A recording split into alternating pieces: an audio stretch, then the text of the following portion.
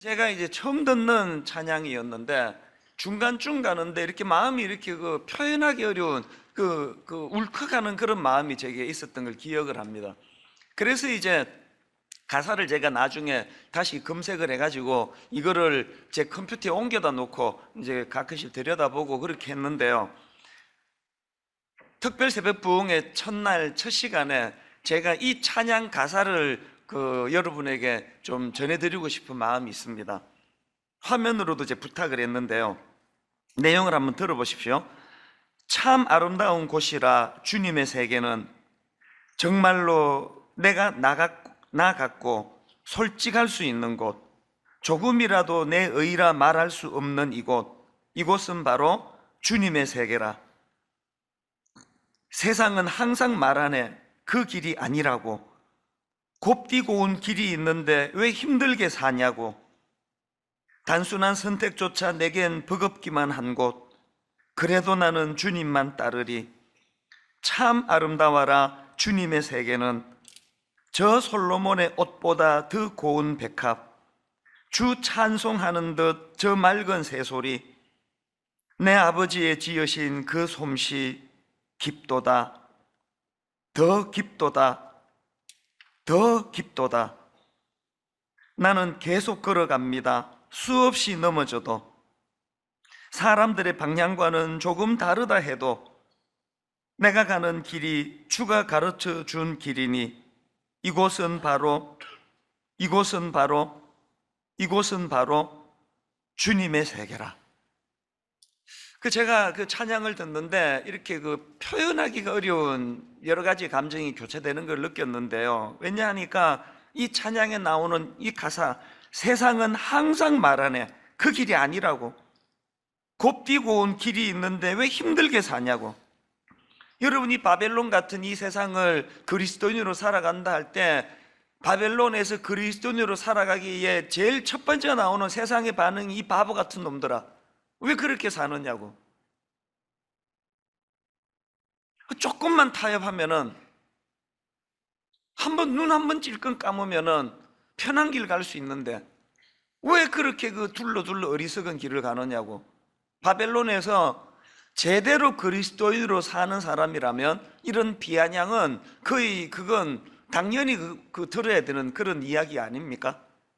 그런데 그 다음 가사를 보니까 그럼에도 불구하고 나는 계속 걸어갑니다. 수없이 넘어져도, 또 사람들의 방향과는 조금 다르다 해도 내가 가는 그 길이 주님이 가르치신 그 길이기 때문에 나는 계속 그 길을 걸어갑니다. 이게 참 마음을 울컥하게 하는 거예요. 제 지난 세월을 쭉 돌아보면 20대 때는 특히 갈등도 많았고 이래갖고는 못 살겠다 해가지고 그냥 교회를 떠나야 되겠다 한 적도 있었고, 여러 갈등이 많았지만 그러나 하나님께 반항도 해보고 되들어보기도 하고 왜 넓은 길을 안 주시느냐고 그렇게 항변도 해봤지만 지금 돌아보면은 그래도 꾸역꾸역 또 이 길을 걸어오고 있는 거 아닙니까? 그래도 꾸역꾸역 또 조금 넓은 길로 갔다가 또 정신 차리면 제자리로 돌아 또 이 길로 가고. 근데 제가 오늘 첫날 첫 시간에 우리 청년들에게 특별히 제가 하고 싶은 이야기가 뭐냐 하면은요, 그렇게 여러분 우격 따짐으로도 우리가 이 좁은 길을 걸어가야 되지만 그렇게 걷는 길은 우선 마음에 기쁨이 없습니다. 그리고 오래 못 갑니다. 제가 이 찬양 가사에서 너무나 뭉클한 게 뭐냐 하면은, 세상은 우리를 비웃고 왜 그런 길을 가느냐고, 왜 좁은 길을 가느냐고 그렇게 비아냥거린다 하더라도 나는 계속 걸어갈 수 있는 이 좁은 길, 걸어갈 수 있는 이유가 있다면, 찬양 중간의 가사, 참 아름다워라 주님의 세계는 저 솔로몬의 옷보다 더 고운 백합, 주 찬송하는 듯 저 맑은 새소리, 내 아버지의 지으신 그 솜씨 깊도다. 우리가 이 기쁨을 맛보셔야 돼요. 늘 좁은 길을 걸어가 영적인 세계를 보지 못하는 세상 사람들은 그녀는 술도 못 마시고 담배도 못 피고 그냥 마음대로 성관계도 제대로 못 갖고 네 원하는 대로 아무것도 못하고 무슨 재미로 사느냐 하지만, 그러나 우리만이 알고 있는 그 기쁨, 주님과 나와 그 깊은 동산을 함께 교제하며 거닐 때 주님 주신 그 기쁨, 그 누구도 알지 못하는 우리의 비밀이 되는, 그래서 주 찬송하는 듯 저 맑은 새소리, 내 아버지의 지으신 그 솜씨 깊도다. 옛날 어른들은 이걸 그 찬양 있지 않습니까? 알 사람이 없도다. 지금 가사가 그거밖에는 생각이 안 나요 지금. 저 장미꽃 위에 있을 아직 맺혀있던 그때에 쭉 나가가지고 후렴이 어떻게 돼요? 후렴이 알 사람이 없도다. 그 앞에 알 사람이 없도다.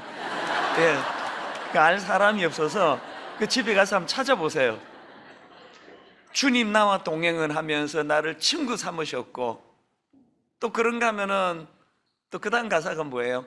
주님 나와 동행을 하면서 나를 친구 삼으셨네. 우리 서로 받은 그 기쁨은 알 사람이 없도다.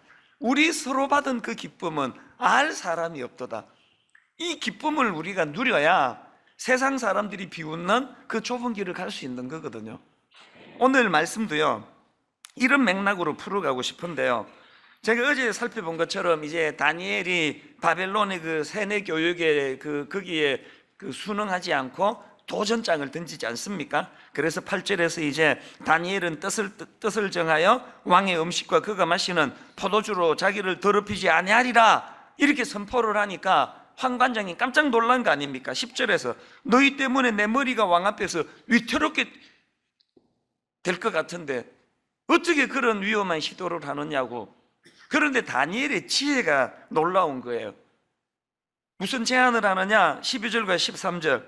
청하오니 당신의 종들을 열흘 동안 시험하여 채식을 주어 먹게 하고 물을 주어 마시게 한 후에 당신 앞에서 우리의 얼굴과 왕의 음식을 먹는 소년들 얼굴을 비교하여 보아서 당신이 보는 대로 종들에게 행하게 하소서. 이 참 지혜로운 대안 아닙니까?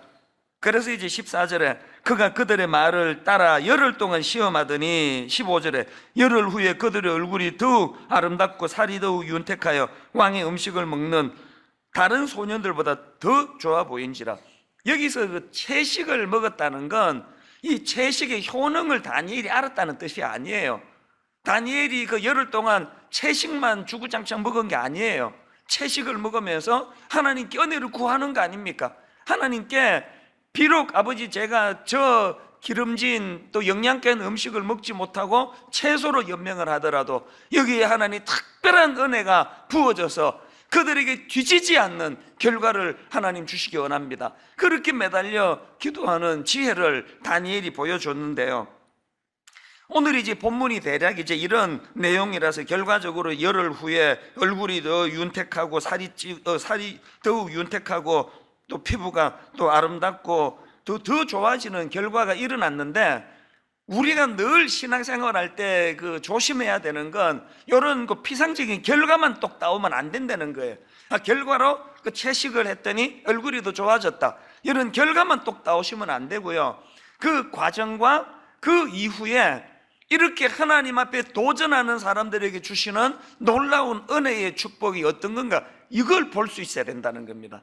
오늘 이 부분을 제가 좀 다루려고 하는데요, 다니엘이 그 악한 세상에 도전장을 던지니까 하나님은 결과적으로 그렇게 승리하게 하실 뿐만 아니라 그 과정에서 그리고 또 그 이후에도 계속되는 하나님의 은혜가 부어지는데요, 두 가지로 제가 정리했습니다. 악한 세상에 도전하는 자에게 주시는 두 가지 축복, 외적인 축복과 내적인 축복이 있는데, 외적인 축복이 뭡니까? 주변 사람의 도움을 받도록 해주신, 다른 말로 만남의 축복을 허락해 주셨다는 거예요. 이 본문의 흐름을 한번 보십시오. 8절에서 다니엘이 뜻을 정하여 왕의 음식과 그가 마시는 포도주로 자기를 더럽히지 아니하리라고, 자기를 더럽히지 아니하도록 황관장에게 구하니 그렇게 결단했더니 바로 그 다음 9절에서 어떤 은혜를 주십니까? 하나님이 다니엘로 하여금 황관장에게 은혜와 긍휼을 얻게 하신지라. 세 번역으로 하나님은 다니엘이 황관장에게서 호의와 동정을 받도록 해주셨다. 대인관계에서 이 두 가지를 얻어내야 돼요.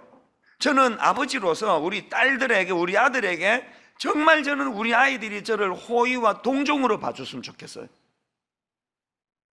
이 우리나라는 이게 좀 잘못됐습니다. 아버지는 그냥 막 권위로 서 있어야 되고 흠도 티도 없어야 되고, 자식들은 그 아버지의 그 흘려보내는 호의를 또 동정을 받아먹는 거라 생각하지만 아니에요 사실은. 우리나라 권력도 저는 문제라고 생각하거든요. 대통령은 막 흠도 티도 없는 완벽한 사람이 되고 그 엄청난 능력을 백성들에게, 국민들에게 흘려보내줘야 된다고 생각하는데, 진짜로 이 나라 대통령이 국민에게 받아야 되는 건 호의와 동정이에요. 정치하다가 실수를 해도, 뭘 하다가 좀 이렇게 잘못된 길을 택하더라도 국민들이 그를 전적으로 신뢰하기 때문에 여전히 호의와 동정을 그 대통령에게 베풀어 줄 수 있는 나라가 건강한데, 우리나라는 초반에 막 엄청 인기 높다가 점점 이거를 까먹는 구조가, 역대의 이 구도를 한 번도 깨트린 적이 없거든요. 담임 목사도 마찬가지예요. 제가 여러분에게서 얻을 수 있는 가장 큰 축복은 호의와 동정이에요. 제가 무슨 실수를 해도, 제가 여러분 앞에 무슨 부끄러운 잘못된 자리에 빠져도 호의와 동정으로 저를 대해 주신다면 그것이 가장 큰 만남의 축복의 은혜 아닙니까? 부부관계에서 청년들 잘 들으세요. 사랑이 가정을 유지하는 요소가 아니에요. 가정은 상대방 배우자의 호의와 동정으로 이루어지는 거예요. 여러 가지 실수를 많이 하는 나 같은 못난 남편에 대하여 하나님이 그에게 호의와 동정을 주심으로 말미암아 가정이 유지되는 거거든요. 그 꼴보기 싫은 걸로 가면 1년도 못 삽니다. 늘 강조하잖아, 청년들한테. 죽으라고 고르고 그러지 마요. 삶은 다 똑같아. 한 달 좋자고 그냥 죽으라고 고르는 건데요, 살아보면 모든 남자들이 다 똑같아. 모든 남자들이, 모든 여자들이 다 똑같은지 아닌지는 내가 안 살아봐서 모르겠는데요, 적어도 내가 아는 건 모든 남자들은 다 똑같아요. 그래서 이 남자가 얼마나 완벽한가, 이 여자가 얼마나 내게 좋은가로 그렇게 시작하는 가정은 다 깨져요. 상대방이 어떤 연약한 상대든 관계없이 하나님 은혜가 임해서 호의와 동정으로 상대방을 바라보게 될 때 그 가정이 살아나거든요. 다니엘에게 호의와 동정. 여러분이 잘 아시는 구약의 요셉도 마찬가지 아닙니까? 요셉이 비록 형들에게 인신매매 당해가지고 남의 나라 팔려가고 이상한 여자 만나가지고 그 요즘으로 말하면 성추행범으로 몰려가지고 감옥에 들어가고 이런 막 굉장히 겉으로 보기에는 이 안 풀리는 꼬인 인생처럼 보이지만, 그러나 요셉의 요셉된 거는, 가장 중요한 거는 보이지 않는 곳에 하나님의 은혜가 뭐예요? 요셉을 만나는 사람마다 그를 호의와 동정으로 바라보게 하는 거예요. 제일 먼저 만났던 그 보디발, 친위대장 보디발 집에 팔려가는데 창세기 39장 4절에 보니까 요셉이 그의 주인에게 은혜를 입어 섬김에 그가 요셉을 가정 총무로 삼고 자기의 소유를 다 그의 손에 위탁하니, 이 오해하시면 안 됩니다. 요셉이 일 잘한 거 사실이에요. 제가 우리 교회에 수십 명의 교역자들을 제가 만나보니까요, 일 잘한다고 꼭 마음이 가는 건 아니더라고요. 일 잘하는데 얄미운 놈이 있어요. 얄미운 놈이. 또 왜 놈이라는 말을. 얄미운 분이 계세요. 얄미운 분이. 일 진짜 잘하는데 얄미워요. 그게 하나님의 사업이기 때문에 내가 얄밉다고 빼고를 못하니까 그런 사람에게는 일을 계속 주지만 마음은 안 가요. 근데 유난히 이거 뭐 시키면 일 못하는 교역자인 나한테 맨날 깨지는 사람이 있는데 이상하게 마음이 가요. 그 사람에게는. 보디발의 집에 그 노예로 팔려가가지고 요셉이 수많은 종들 중에 탁월하게 일 잘해서 뽑혔다 생각하면 그건 오산이에요. 하나님이 다니엘이 뜻을 정하고 그렇게 달려가니까 환관장에게 은혜와 긍휼을 그에게 주신 것처럼 창세기 39장 4절에서 요셉이 그의 주인에게 은혜를 입어서 섬겼대잖아요. 일 잘하려고 애쓰지 말고요, 하나님 제가 뜻을 정할 테니 하나님은 저에게 만남의 축복을 주시되, 저를 대하는 직장 상사가, 저를 만나는 학교 교수님이, 저를 대하는 친구가 저에 대하여 은혜와 긍휼, 호의와 동정을 가질 수 있도록 허락해 주시기 원합니다. 우리 자녀들을 위해 기도하실 때도 마찬가지예요. 아버지, 우리 딸, 우리 아들 저 닮아가지고 실수도 많고 허물도 많은데 하나님, 이 아이들을 만나는 모든 주변 사람들이 우리 아이의 허물로 탓하지 아니하고 은혜와 동정으로 이 아이를 대할 수 있게 해주세요. 제가 1990년에 그 이민 보따리 2개 들고 뜻을 정하여 이제 청소년들을 섬기려는 목사가 되려고 한국으로 돌아왔을 때 고생을 엄청나게 많이 했거든요. 여러분 다 아시지만 그냥 하루 종일 한마디도 못하고 지낼 때도 많고 기숙사에서 그렇게 외롭게 지냈는데요. 그러나 여러분, 저에게 요셉과 다니엘에게 주셨던 공통된 축복을 하나 주셨는데, 이상하게 저를 만나는 사람마다 저를 다 불쌍하게 생각해요. 호의와 동정으로 저를 대해줘요.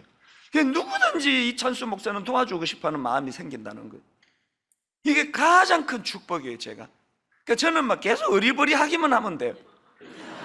어리버리하기만 하면은 누구든지 와서 저를 도와주고 싶어가지고, 이게 뭐 제가 그 제일 처음에 국민학교 5학년 부서 그 부서를 지방에서 대구 서문교회라고 그렇게 5학년 부서를 맡아 처음 그렇게 뭐 전도사 하는데, 지금 내가 28년 안에도 이렇게 어리버리한데, 처음 그거 뭐 얼마나 어리버리했겠습니까? 실수 많이 하고 그러는데 교사들이 똘똘 뭉쳐가지고 저에게 그냥 동정심을 가지고 저를 바라보시면서 저를 도와주고 싶어 하는데, 호의와 동정을요, 그때는 자취할 텐데 그 달동네에서 아침에 보면은 천사가 다녀가요. 그 반찬통에다가 그 총각 그 전도사 집에 누군지도 몰라요. 이름도 안 밝히고 아침에 보면은 그거 반찬통 놓고, 그 얼마나 불쌍하게 보였으면. 저 30살 넘은 그 저 전도사가 총각으로 장가도 못 가고 그 달동네에 그 있는데 그 밥이나 먹고 사나, 너무 불쌍하니까 아침에 와가지고 그 반찬통 놓고 가는 거 아닙니까? 양복 사주겠다는 사람도 많고, 얼마나 이 옷이 그 행사하는데, 호텔에서 행사하는데 5만 원짜리 그 밤 업소에서 주로 입는 번쩍번쩍하는 그 양복을 제가 5만 원짜리, 그때는 그거밖에 없어가지고 5만 원짜리가, 그냥 호의와 동정으로. 결혼도 내 그래서 한 거거든. 결혼도 우리 집사람을 이제 그 유아부 전사님이 소개를 해가지고 만났는데, 이게 또 우리 집사람도 호의와 동정으로 이 전도사 하나, 나이 든 전도사 하나 구제해 주는 거 하나님 앞에 같이 있다 그래서 결혼하기로 결정을 했는데, 장모님이 그 어느 날 보니까 7살이나 많은 33살짜리, 그때 우리 집사람은 26살이었는데 이 늙어 빠진 전도사 이거 뭐 어떻게 될지도 모르고 파트타임이고, 이게 뭐 밥이나 뭐 우리 딸 그 먹여줄 수 있나 아무것도 모르니까 당연히 우리 장모님 입장에서는 갈등이 많은 거 아닙니까? 한 번도 그 목사 사위를 얻을 생각을 한 번도 해본 적이 없으신데, 그 당시로. 그래서 이제 이건 안 된다. 근데 왜 그러느냐? 그럼 뭐 내막이 많았을 거 아닙니까? 제 모르는. 어떻게 장가간지 아십니까? 제가 그때 그 고3 부서를 맡고 있었는데 수많은 학부모들이 저에게 호의와 동정을 베풀어 가지고 장모님 계속 찾아가 가지고 보기는 그래도 그 사람이 괜찮대더라 그러면서 계속 그렇게 설득을 하고, 결정적으로요, 그 당시로 고3부 부장 그 집사님의 그 사모님 집사님, 나 평생 그 은혜를 잊지 못해요. 그 부장 집사님의 아내 되시는 그 집사님이 단판을 지으러 우리 장모님을 만났대. 장모님 나중에 알았어요. 찾아가가지고 다짜고짜 단판을 지었대요. 집사님 왜 이러시느냐고. 집사님 그 이찬수 전도사 놓치면 큰일 납니다. 이런 사람 없습니다. 그러면서 막 그냥 막 무례할 정도로 그렇게 강권을 했다는 거예요. 그 이상하잖아요. 그 부장 집사님이 또 집사님도 아니고 부장 집사님의 아내가 뭐 그렇게까지 그냥 뭐 그렇게 장가 보내려고 그럴 이유가 없잖아요. 하나님이 그분에게 저에 대하여 호의와 동정을 베풀도록 그렇게 은혜를 주신 거거든요. 그리고는 그 부장 집사님은 이제 우리 집사람 만나기로 이제 선보기로 한 일주일 전에 갑자기 저를 부르더라고요. 따라오세요 그러더니 안경 집으로 가더니, 목사님 얼굴도 큰데 그런 안경 쓰시면은 그 선보다가 100% 퇴짜입니다. 그러면서 안경도 맞춰주시오. 안경도. 그 부장 집사님이 저에게 그렇게 그냥 그 고급 안경을 맞춰 주시는 거기에는 하나님이 그분을 통해서 저 이찬수 저 불쌍하잖아. 저 가족 다 미국에 있는데 저 장가도 못 가고 이번에 네가 좀 도와줘라. 그 은혜와 동정을 허락해 주셨기 때문에 그 과정에서 제가 우리 집사는 그래서 이게 제가 농담이 아니고요, 장모님 마음이 흔들리면은 또 장모님 친한 친구분이 그때 제가 가르치던 제자의 엄마예요. 학부형이에요. 또 가가지고 설득하고, 마음이 흔들리면 또 어떤 권사님이 와서 또 설득하고. 설명하다 보니까 이게 또 뭐 엄청 제가 모자라는 넋주로 결혼한 것처럼, 뭐 그 당시엔 그랬습니다. 분당 우리 교회를 개척하고 성도님들의 그 저를 향한 그 하나님의 은혜로 말미암아 호의와 동정이 없었다면 벌써 쫓겨났을 거예요. 여러분, 막 그냥 목이 다 쉬어 빠지고 성대 결절이었다가 기도하니까 싹 낫고 이런 어떤 초자연적인 은혜만이 아니에요. 너무너무 고마운 주변의 사람들이 저에 대하여 은혜와 동정을 가지고 그 호의와 동정을 베풀도록, 여러분이 뜻을 정하면 하나님은 황관장과 같은 주변의 사람들에게 여러분에게 호의와 동정을 받을 수 있도록 그렇게 은혜 주시는 줄 믿습니다. 여러분이 하나님 앞에 기도해야 되는 거, 아버지, 제가 오늘 하나님 앞에 뜻을 정하기 원하는데 하나님은 주변 사람들의 마음을 움직여 주셔서 저에게 호의를 베풀 수 있도록, 저에게 동정심을 가지고 저를 긍휼히 여길 수 있는 마음을 주시기 원합니다. 이게 첫 번째 축복이에요. 그런가 하면은 두 번째로 그 외적으로는 그런 만남의 축복, 주변 사람의 그 호의와 동정을 허락해 주시고요, 그런가 하면 우리가 뜻을 정하면 하나님은 두 번째로 내적으로 필요한 지식과 지혜와 통찰력을 주십니다.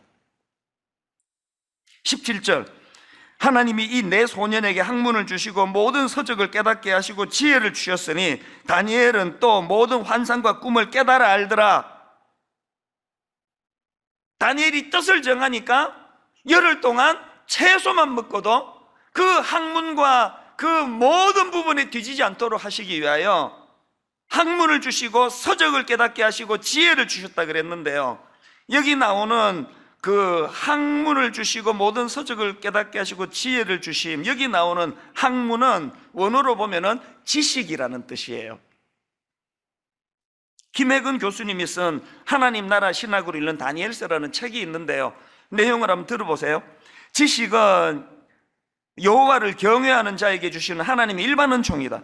그것은 인격적인 하나님이 이 세계를 창조하실 때 정해두신 법칙과 원리를 통달하고 해박하게 이해하는 능력이다. 그 다음 들어보세요. 지식은 인격적인 창조주 하나님에 대한 친밀한 알을 통해 곧 하나님을 경외하고 예배하는 삶을 통해 받아 누릴 수 있는 하나님의 선물이다.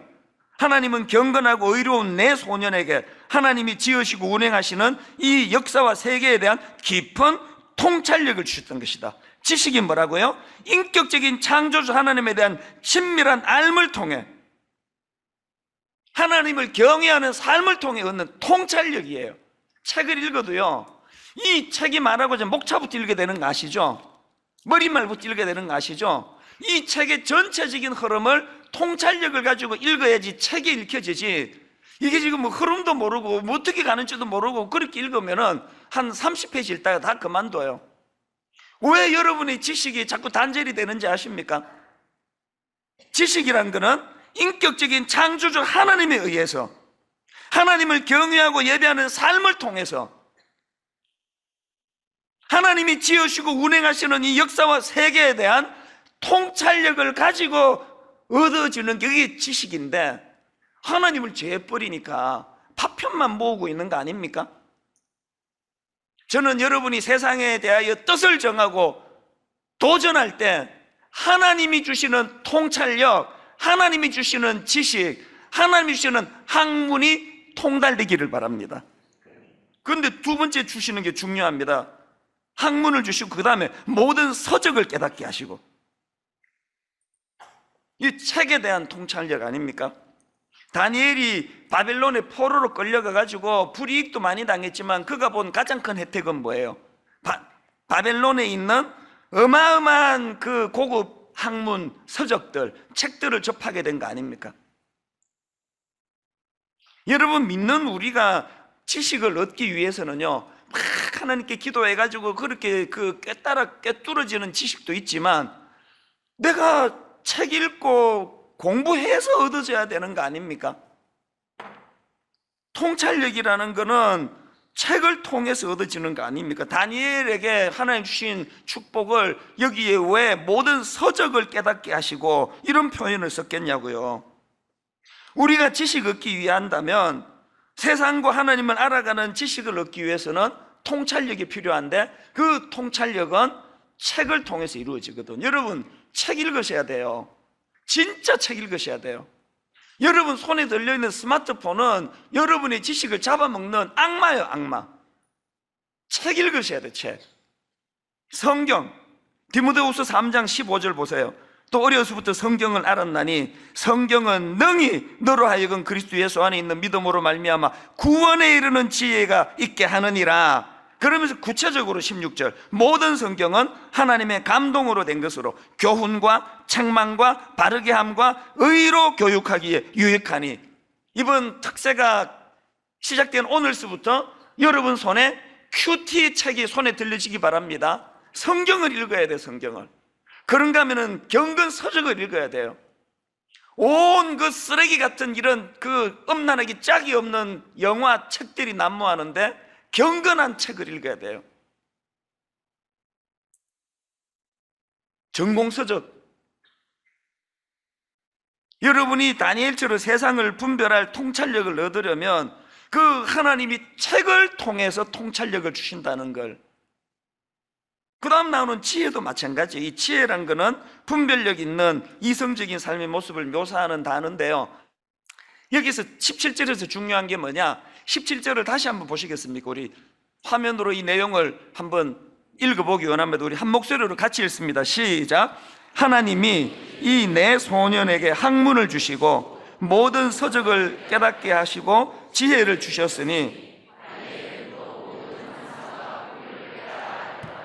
여기에 제가 하나님이 여기다 굵은 글씨로 한 이유가 있습니다. 하나님이 내 소년에게 학문을 주시고, 이게 지금 주어가 하나님이라는 게 왜 중요합니까?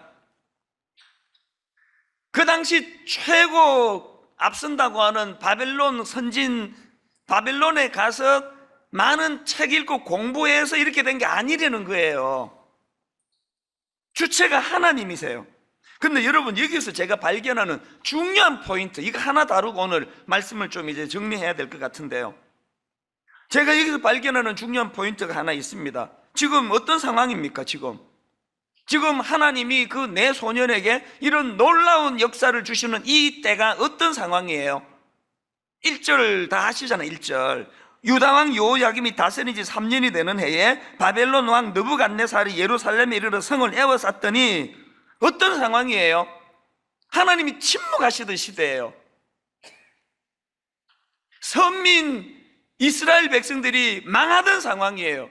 그들이 지금 바벨론에게 이런 수모를 당해도 움직이지 않으시던 하나님의 침묵기.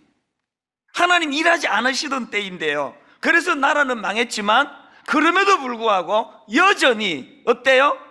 뜻을 정하고 신실하게 하나님을 의지하는 다니엘과 세 친구들에게는 일하시는 하나님. 이게 17절에서 제가 발견한 가슴 떨리는 교훈이에요. 조국 대한민국 바벨론에게 망한 오늘 다니엘 1장 1절과 비슷한 시대예요. 침묵하고 계시는 하나님, 교회들마다 무기력하기 짝이 없는 이 현실, 매 주일마다 대한민국 곳곳에 모여 예배는 드리고 있지만 그 예배 현장에서 바로 역사하시는 성령의 역동적인 역사가 잘 보이지 않는 가슴 아픈 시대예요.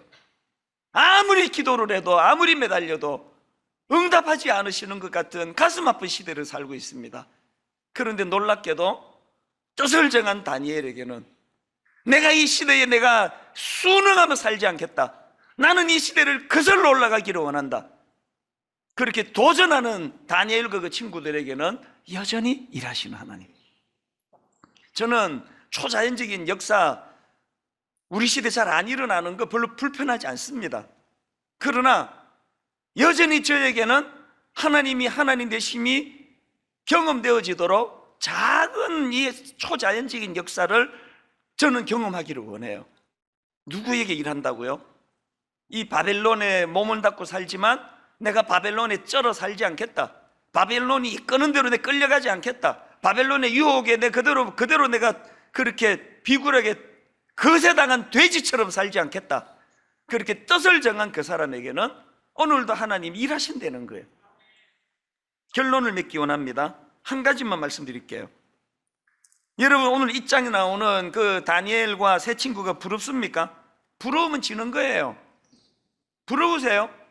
9절에서 하나님이 다니엘로 하여금 환관자에게 은혜와 긍휼을 얻게 하신지라, 17절에서 하나님이 내 소년에게 학문을 주시고 모든 서적을 깨닫게 하시고 지혜를 주셨으니 다니엘은 또 모든 환상과 꿈을 깨달아 알더라. 부러우세요? 내적으로 외적으로 이런 놀라운 은혜를 받는 다니엘이 부러우세요? 부러우시면 여러분들도 다니엘처럼 결단하시면 돼요. 도전하시면 돼요. 더 중요한 거, 그리고 그 과정에서 어떻게 하나님이 일하시는가를, 하나님의 놀라우신, 하나님의 섬세하신 능력과 은혜를 여러분도 맛보시면 돼요. 어제 말씀드린 것처럼 일상 속에서 작은 삶 속에서 작은 경험, 작은 성취감. 빌리 그레함 목사님, 세계적인 복음 전도자 아니셨습니까?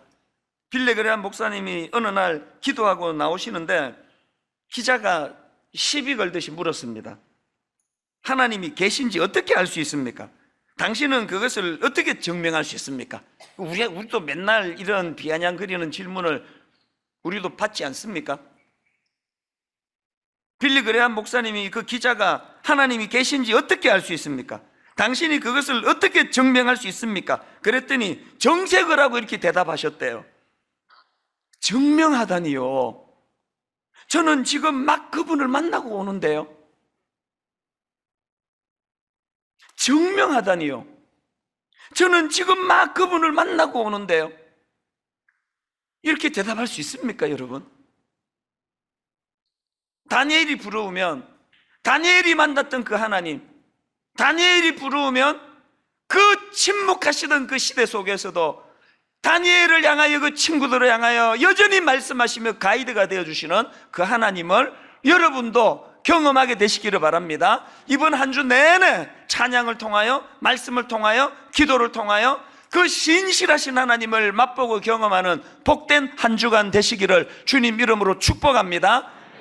우리 다 일어나 보시겠습니까? 우리 맨 첫날 똑같은 찬양 늘 부르는데요, 원래 이 찬양을 좀 바꿔볼까 생각을 했는데 또 마음에 드는 생각이 뭐냐, 여러분 이 찬양 매 우리 첫 시간 불렀던 찬양, 성령이여 임하소서 메마른 나의 심령 위에, 이게 중요해요. 성령이여 임하소서 메마른 나의 심령 위에 은혜의, 주님의 은혜의 담비 내려 날 흠뻑 적셔 주옵소서. 여러분 오늘 이 찬양 부를 동안에 뜨거운 가슴으로 큰 소리로 선포하며 찬양할 때 내 영혼이 목말라 갈망하는 성령이여 임하소서 메마른 나의 심령 위에, 고갈된 내 심령 위에, 건조하고 드라이해지고 갈라진 논과 같은 내 심령 위에 주님의 은혜의 담비 내려 날 흠뻑 적셔 주옵소서.